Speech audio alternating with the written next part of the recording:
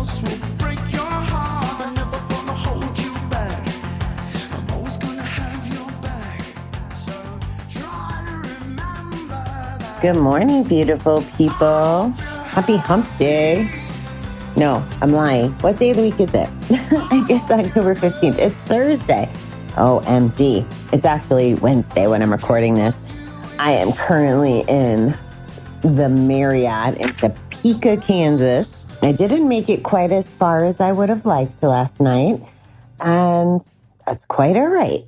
That was part of my thinking last night and this morning, is giving myself a little grace even when it comes to getting as far as I want. I think yesterday or the day before we talked about King Baby and perfectionism being part of it. And I was thinking about how I'd have to rush to get exactly where I want to go. And I just had to let that go today. You know, I'll get there when I get there. I left myself plenty of time for my next stop, and I want to enjoy the ride.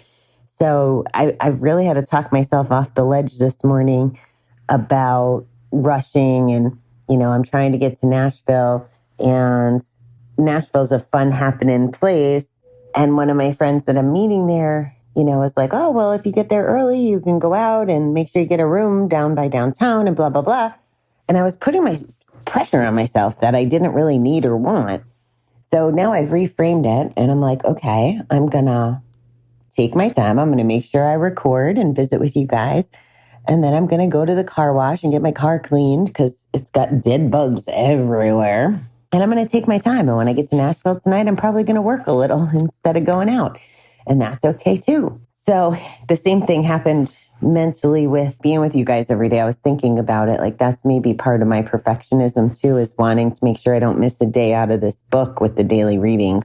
And obviously it's not perfect. We haven't been completely 100% on schedule. I wish we were releasing, you know, before everybody woke up in the morning, but I haven't been able to keep true to that. But I'm still showing up, and this is a lot like recovery, right? It's going to never be perfect all of the time. And instead of beating myself up and letting the voices in my head win, I just forgive myself and go with the flow. And yeah, just here we are. Otherwise, I probably wouldn't be in a place where I'm sitting outside the hotel going, well, thank you, morning. Thank you, universe. Thank you, sun. Like, instead, I would have my crabby pants on probably. So I'd much rather be in a place of gratitude today and every day than in a place where I let those voices win. So those were kind of some of my thoughts this morning. I've been up a whole, hour, ran out and got some good coffee. Yeah, I don't even know that it's all kicked in yet. So what do we got for a reading today? Samuel Johnson says, a man should keep his friendships in constant repair. Learning to enjoy the company of loving friends gives life meaning. Coming to value ourselves enough to select friends who give as well as take is a blessed experience. Knowing that we deserve love, we are able to relax and let those special people in our lives do lovely things for us. There was a time when I didn't feel good or comfortable to receive attention, praise, or presents. We thought we didn't deserve it. We thought that to be loved, we must give, not receive. The very thought of glowing in someone else's attention and love was an uncomfortable idea, almost embarrassing. But today, real friendship asks that we learn to receive as well as give. Otherwise, our friend is robbed of the pleasure of loving. The same is true in our spiritual growth. It is important to love God as it is to let Him love us. Today, help me learn to receive as well as give. This was such a hot topic for me last year with receiving gifts and this receiving love part, and receiving what friends can give us is so crucial. And the reading explains why. Why do we struggle to take a compliment or praise or support? Is it because we don't feel valued by it? I think that was the case for me for a long time. Well, let me tell you what happened yesterday, and then I'll tell you a little story about an example of this. So yesterday, one of my friends 2 nights ago, I was on the phone with her, and, we were talking conversationally. We don't really compare calendars or anything, but she had said that she had a 2-hour appointment. And the next day. She had also referred a book to me. And as I was listening to the book yesterday, it was saying that a way to meet your initial coaching clients, which is part of what we both do, was to block out 2 hours on your calendar so you can spend some good quality time coaching them. And she had made reference to a 2-hour meeting. So when I listened to this book, I was like, oh, she's talking to a client. And as the day went on yesterday, we chatted about it. And sure enough, she was with the client and stuff. And the meeting went very, very well. And afterwards, I said to her, well, why didn't you tell me that, you had this client and stuff? And she wanted to see how it went. And she was a little nervous, and understandably, it all makes sense. And I get the same way too. Like, you want to see how things work out before you share the news. So the message I sent to her was something like, well, congratulations. I think that that's great. And I understand the privacy piece. But I told her, I said, you robbed the opportunity for me to cheerlead for you and support you in this. Like, we had spent a couple hours on the phone the night before, and I would have loved to get her, fired up for this meeting. Not that she needed any more firing up, but I wanted to be a good friend and be excited with her. And I just didn't until afterwards. I could celebrate with her after, but that's what came to mind as I read this reading. And the other example is, I can remember I was hanging out with this fella, and it was I don't know why I remember this moment, because I was probably drinking, I'm guessing, but I remember him telling me I was pretty. And right around the time that he did this, I must have heard something about compliments and how we should just take them gracefully. And that as women, especially, we tend to almost argue, oh, no, I'm not. I'm fat. I'm ugly. I'm blah, blah, blah. Oh, but I have this pimple. Whatever it is, those things, our negative voices tend to fall out of our heads when someone gives us a compliment. And I can remember in this moment that he said, you're pretty. And I was like, well, thank you. And I just said, thank you. And that was it. And I think it's probably because it's the first time I ever received a compliment in that way, like mindfully received a compliment in that way. And he must have picked up on that on some level, because he had expressed the same kind of thinking, like, wow, like, I appreciate that you just said thank you and didn't argue with me or, like, have the negative response. So that was pretty interesting. So that would be today's challenge for you. If someone gives you a compliment, how are you handling it? Are you just saying thank you? Or do those voices creep up and want to be like, no? Or like the negative self-talk fall out of your head out loud? Part 1 is be mindful of it if you get a compliment. Part 2 is just be gracious. And then back to the friendship part, it really is true. If you're someone who needs help, let's take it to the extreme level. And I don't know why this is a hot topic for me this week. So let's say you're at the extreme level and you're depressed and sad and struggling, and you just don't know what to do. You ultimately have a couple choices, right? You can suffer in silence, and then who knows what the result is. Usually when we're in a dark place, it gets darker and darker if we don't do anything about it. Or you can reach out and ask for help from your friends. So let's make it even scarier. I don't know, destructive behavior. So let's say you were gambling or drinking or whatever to deal with this dark place instead of calling a friend. And you get either you overdo it. Let's say you were drinking and you drink and drive and you get killed, or you gamble and you don't see any other way out and you're suicidal, and you never gave your friend a chance to let you know how important they are or to try to help you. You're robbing other people. You're robbing other people in that case. You're robbing the people that care about you. And that's why I'm such a proponent for making sure that we act accordingly and we let all those other people know that we do care about them.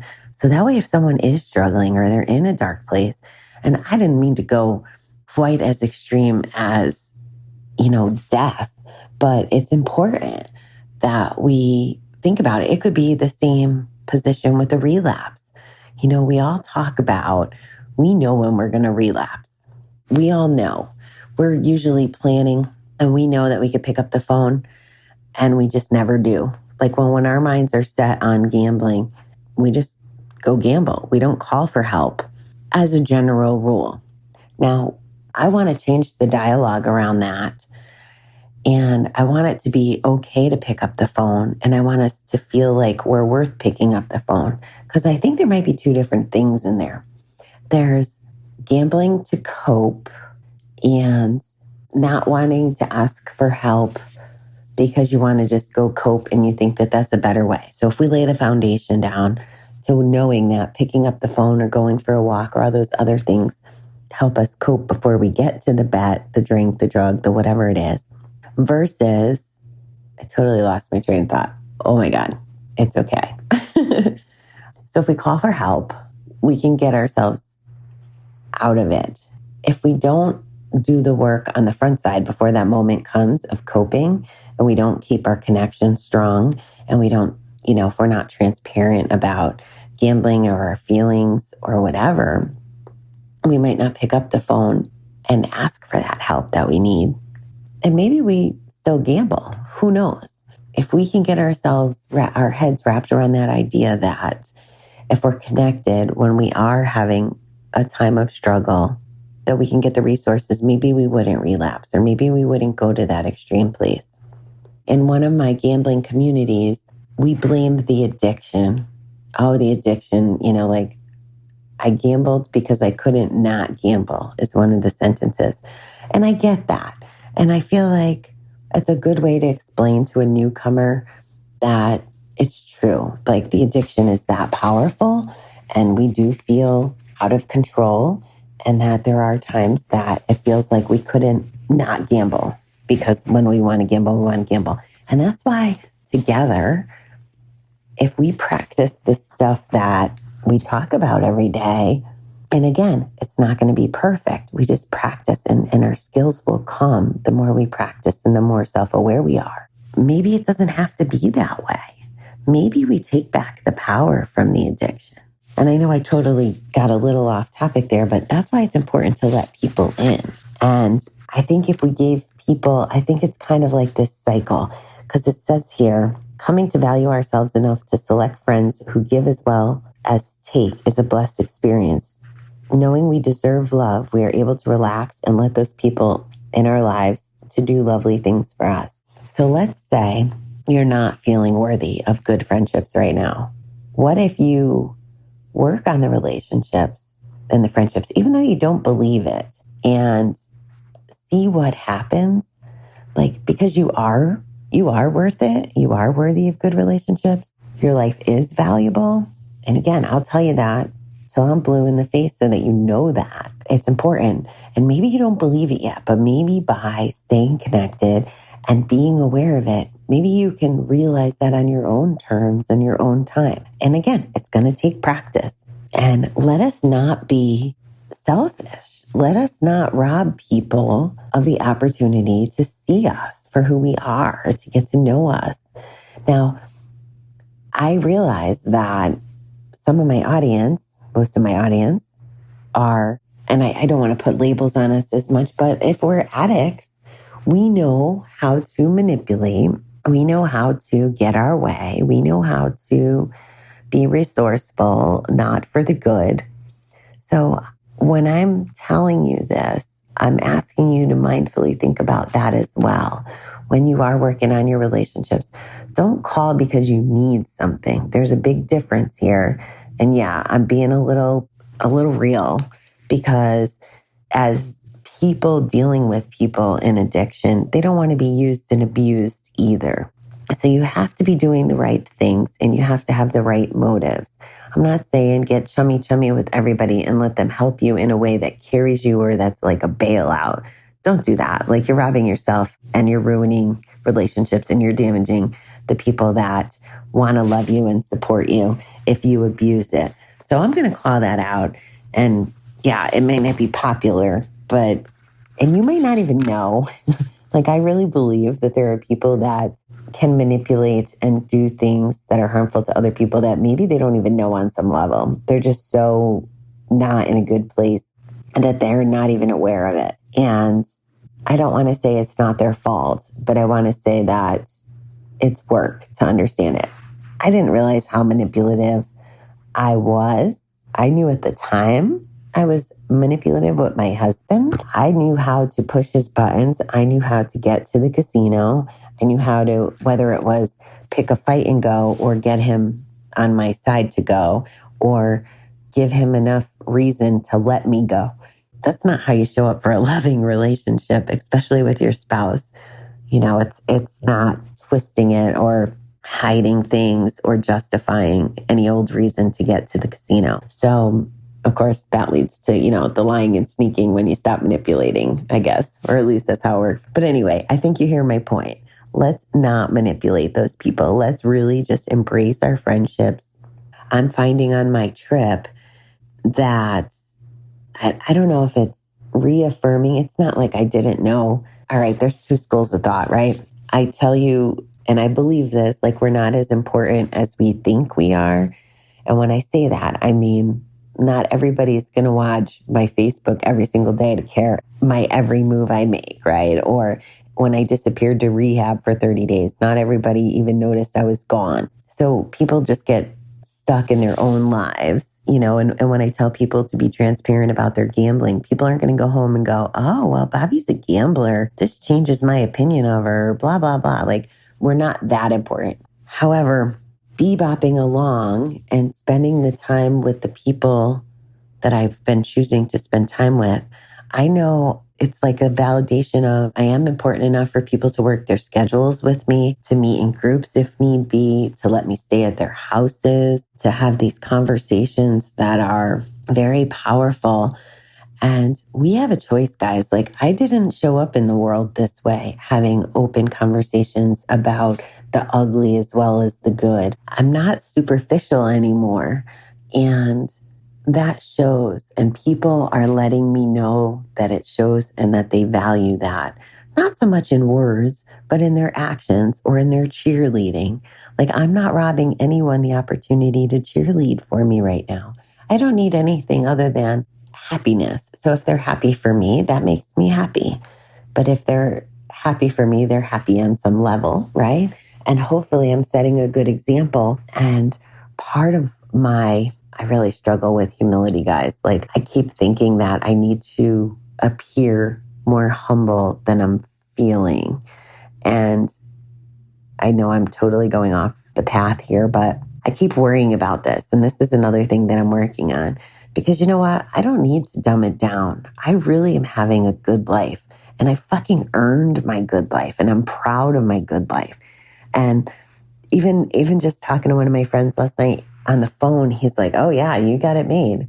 Well, yes and no. I mean, I feel like I do have it made, but I'm making it this way. Like in his case, he's dating someone who, for many, many conversations, we've talked about how if you're going to be in a relationship, you have to feel that like passion, like you want to run home to that person or you're excited by them or like that whole honeymoon phase. And sexual chemistry. And we talk about this all the time. And now here he is a few months in with a girl and he's attracted to her, but he doesn't have this passion and chemistry. And I'm like, what are you doing? Like, you told me that this is your value and you're breaking your value. And now you're impacting another person. And why are you selling yourself short? Like, if you're saying that you want passion and chemistry and that excitement, then why are you being impatient or why are you shortchanging yourself just to not be lonely, right? And these are some of the values we really have to look at, guys, not just relationship values, but what are our core values? I believe and I will be and I will do everything in my power to live my best life. I'm not going to settle. I'm not going to settle when it comes to finances, relationships. Like, it's okay that I don't have a guy right now. I don't need a guy to complete me unless that guy lights me up where, I blush when I look at the phone because I just am not excited for a text. Like, that's the kind of guy I want. I don't want a guy just to have a guy. That doesn't work. That doesn't give me ultimate, complete, ooh la la excitement. And I'm not going to settle for less. I settled so many years in my casinos settling for numbness. I'm not going to do that anymore. And I'm not going to allow people, places, and things, I'm not going to allow anything to impact that. If it's something that takes away from my joy, which if I had just a random guy just for the sake of a random guy, that's robbing me of my joy because it's more work. It doesn't align with my values. It doesn't feel good in my gut. So that can be applied to everything. Our jobs, right? Like, I just left my job because it wasn't fulfilling to me. It was once upon a time. I mean, I love the people at that company and I loved the industry I was in. I loved the suppliers. I loved my customers. The floral managers were my customers and my customers were my customers. But after a while, it wasn't that way. I wasn't able to operate at my full capacity, so it wasn't fulfilling. So now I'm in a space where I get to help not only people who are struggling with all things addiction, now I'm getting to help entrepreneurs in my new journey. That gets me excited. Here I am planning to goof off for this road trip, and I'm working almost every day. And not just the podcast, but I'm taking calls and I'm learning and I'm showing up for classes. And that's not because I have to. I could have blown everything off, but it lights me up and it gives me joy to connect and to learn and to be inspired by the people in my world now. I think even though the message in the reading today is about receiving from other people the love and being gracious, I'm going to remind us as well to be gracious with ourselves and give ourselves gifts as well. And just a reminder, the assignment or the thing that I want you to focus on from today's reading is if someone gives you a compliment, just say thank you and be gracious about it. No ifs, ands, or buts, like literally no ifs, ands, or buts, as well as be mindful of what's going through your head when someone does give you a compliment. And guys, I know it's hard. It's hard. Somebody tells us we're beautiful or that we're worth it. I mean, do you cringe every time I tell you that you're worth it? Do you believe me? I'd imagine it has to do with your state of mind because it's not any less true when I say it. It would only feel less true depending on our state of mind when we hear it. And it took me a long time to believe it and hear it and feel it. And I know that everyone out there has a shot at that and then feeling it. And then once you take the power back and you know that you're worth it, you're worth a life without fucking gambling. Like you're worth spending, I just spent $100 to be in a room for about 8 or 9 hours to sleep and shower and talk to you. I'm worth spending that $100 on myself because I am. Like I just am. I don't even need to validate it anymore. I just need to know it's okay. I'm worth the 2 new pairs of biking gloves I bought myself yesterday. And guys, this isn't a money conversation, a money worth it. This is just flipping the script to why would I not give me things that take care of myself? I preach to you self-care. I needed sleep. I got some good sleep. I didn't sleep in my car like in my gambling days. In my gambling days, I never would have bought a room for $100. That's $100 of gambling money. I would have fucking slept in my car. As unsafe and uncomfortable as that was, so I wouldn't have been taking care of my body or my mind. I wouldn't be, there was something else the biking gloves. I wouldn't be riding a bike if I was gambling. So I wouldn't need the gloves. I would have never bought the bike. I would have never bought the gloves, so those are the things that make it worth it. And when our body feels good, it's easier to feel good, to accept those compliments. And when our mind feels good, it sets ourselves better to receive from our friends. So it's all one big circle. I know I really let this get away, this topic and my enthusiasm this morning. And I'm glad though. I hope that you got some value from this. I hope that you will practice. Please practice. Yeah, guys, you're worth it. I'm worth it and you're worth it. And it's a beautiful world we're living in. And the sun came up and we have breath and we have water and we have things. And I'm just very grateful. I hope you guys have a great day. Talk to you soon.